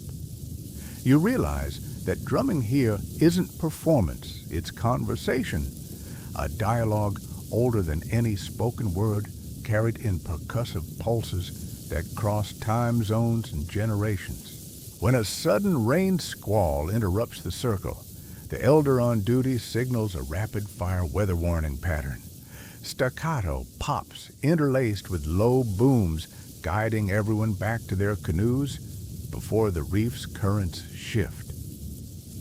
You grin at the irony today's ferry captains rely on radio dispatches, yet these drum warnings still hold power where tech often fails. The pelting raindrops become an impromptu percussion backup, harmonizing with your beats in an ASMR duet that soothes and alerts all at once. As twilight returns and you settle back into your hammock, swinging gently between mast and rail, you tuck the drum under your arm and feel its gentle hum. You think of every shore you've touched, every dialect of rhythm you've spoken, and understand that this legacy is as vast as the Pacific itself. The shared heartbeat of countless wayfinders pulses through your veins, reminding you that even in an age of digital downloads and instant messages, the simplest drumbeat can echo across islands and across time, carrying humanity's story in its resonant embrace. You find yourself in a sunlit workshop perched on a coral outcrop, the scent of fresh-cut koa mingling with salt-laced breeze as artisans and scholars bustle around you. Long tables groan under driftwood logs marked with notches and sketches of star charts, contemporary efforts to recreate those ancient drum maps you learned about earlier. You lift a slender beater wrapped in pandanus fiber and tap the rim experimentally, feeling that familiar hollow resonance. It's like hearing an old friend sing again, only your friend is a 1,000-year-old log that probably once guided canoes instead of surviving basement storage. A light joke drifts to your mind. This beats any DIY IKEA furniture you've ever assembled. Yet here you are helping blend millennia-old craft with 3D scanning tech and folklorists' field notes to rebuild drum charts that once lived only in memory. Across the room, an ethnomusicologist adjusts a laptop, displaying a digital model of a ceremonial drum at surface, overlaid with waveforms that mimic star-rise sequences. Think of it as the Spotify Wrapped of wayfinding each beat pattern, stored as a sonic playlist to replay under actual night skies. You grin at the notion of coding star charts into an app, but everyone here knows that no algorithm can replace the lived pulse of a drum warmed by your hand. Strange fact, some researchers discovered pollen grains trapped in a drum's wood that corresponded not to local blossoms, but to plants from islands 200 miles away, suggesting inter-island drum exchanges. Historians still debate whether those pollen traces mark trade routes or ritual offerings. But either way, they reveal just how connected these communities were. Nearby, a weathered fragment of carved wood rests on cotton pillows behind glass, an archaeological find so surprising it stole headlines when it emerged from a Tongan lava tube in 2022. You lean in, catching a faint whiff of volcanic sulfur even through the display case's seal, and trace the grain with your eyes. barnacles encrusted along one edge hint that the drum spent centuries submerged, yet its ridges remain crisp enough to decipher the reef rattle sequence you drummed in earlier nights. You can almost hear its echo in the watery darkness, where it lay a ghost beat preserved by mud and magma. You imagine the first person who struck it, heart pounding like yours does now, and chuckle at the thought that they probably thought, did I just invent the world's coolest weather alert? Back at your bench, you begin the painstaking work of reconstruction, sizing a fresh koa trunk, hollowing it with adzes, and tensioning a new coconut skin head till it gleams under torchlight. As you smooth the membrane with warm coconut oil, it's fragrant, sweet, and nutty. You recall how ancient navigators tuned their drums at midnight by torchlight so that stars would catch each beat. You smear a sliver of squid ink lacquer inside the rim, debating its benefit, a purely ceremonial flourish or a clever acoustic experiment. Historians still debate whether that ritual sharpened tones or honored Tangaroa, but you decide it's both a reminder that science and spirituality often dance in tandem on ocean decks. Once assembled, you place the drum beside a tablet displaying wave pattern graphs, reading off digital cues for Pleiades and Southern Cross sequences. It feels absurdly modern. You're cross-referencing ancestral mnemonics with cloud-based archives and live GPS coordinates. A half-serious joke bubbles up that your ancestors would roast marshmallows over solar panels if they'd had the chance, but you know this fusion is vital. These drum star charts are no museum curiosities. They're living tools teaching a new generation how to navigate by sound when satellites fall silent.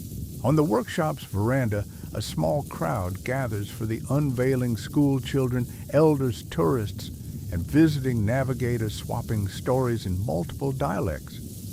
A Kanaka Oiwi elder raises the reconstructed drum for its inaugural strike. You grip your beater and feel the weight of history in your hand, every fiber vibrating with anticipation. With a firm, deliberate thud, you unleash the homeward loop that threads Pleiades, reef rattles, and compass codes into one seamless pulse. The crowd exhales, and you catch fireworks reflections in their wide eyes.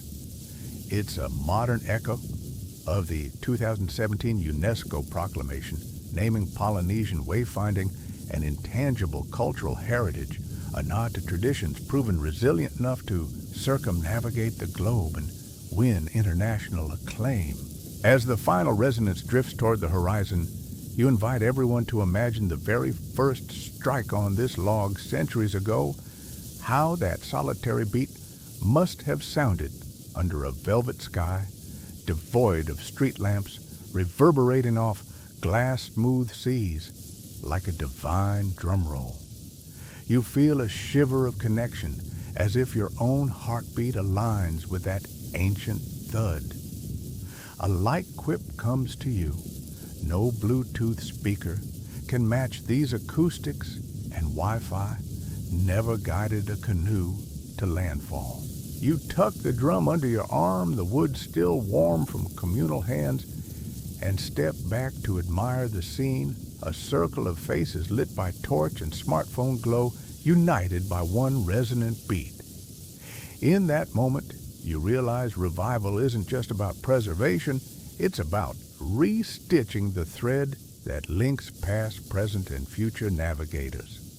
And as you imagine the next voyage where these drums will speak across the waves once more, you know that the art of ocean drumming has found its way back into the living world, ready for its next echo under the endless starry canopy.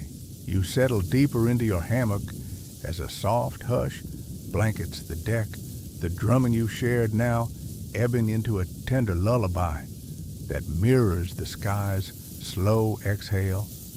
The Southern Cross, low and luminous, casts pale beams that dance across your drum's polished surface, each ray a gentle reminder of every beat that brought you here. Your fingers brush the rim one final time, like deliberate to coax a hushed rolling motif that mimics distant waves kissing a sandy shore under starlight. This is the lullaby of stars, the closing cadence that soothes even the most vigilant wayfinder, weaving one last cosmic lullaby before night's full embrace. In the distance, you hear the muted chant of your fellow navigators offering soft vocal harmonies that blend with the drum's gentle pulse like voices on a radio fading into static. A few stray embers from the dying torches drift skyward, vanishing as they catch the cool breeze. The scent of damp breadfruit and coconut oil lingers in the air, underscored by the subtle perfume of night-blooming jasmine. You breathe it in, letting each exhale carry away the tension of watches past, until your chest rises and falls in perfect harmony with the drum's slow, resonant hum. A popular historical event drifts through your mind in 2007, the Malama Honua circumnavigation voyage rekindled this very ritual as crews across 6 islands joined nightly drum lullabies to guide the canoe's global journey. You remember how crowds on distant shores paused at dusk, listening to the same lullaby. You now whisper to yourself.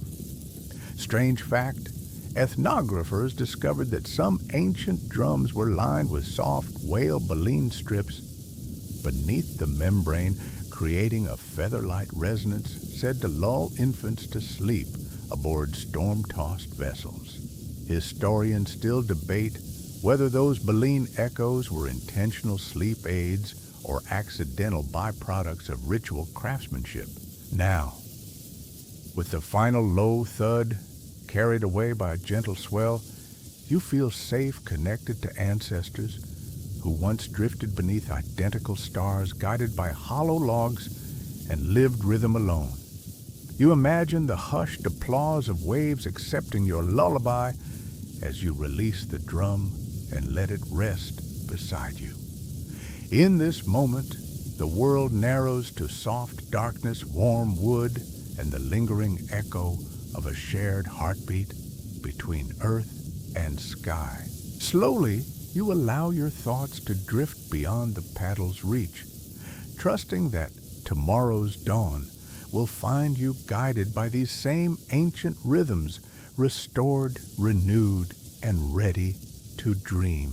Now, dim the fan's hum to a whisper, feel the hammock cradle you as if woven from moonlight and mist, and let every fiber of wind lull you deeper into rest. Imagine each star as a note in a cosmic lullaby, its distant light rocking you gently, infinitely. You are safe here, suspended between dream and wakefulness, your breathing soft as the ocean's own sigh. There is nowhere to be and nothing to do but float on this nighttime sea of calm reassurance, every thought drifting toward serenity. Allow your mind to wander through silent reefs and moonlit atolls, guided by the memory of each drumbeat, each whispered chant. In this quiet space, you carry the navigator's legacy in your bones, a secret compass that pulses beneath your skin. Let that steady rhythm soothe every heartbeat until it merges with the night's own gentle cadence. And as your eyelids grow heavy, may your dreams be filled with starlit voyages, safe landfalls, and the soft murmur of ancestral drums echoing across time. Rest now, traveler, as the world sleeps, and the drum's final lullaby carries you home. Good night.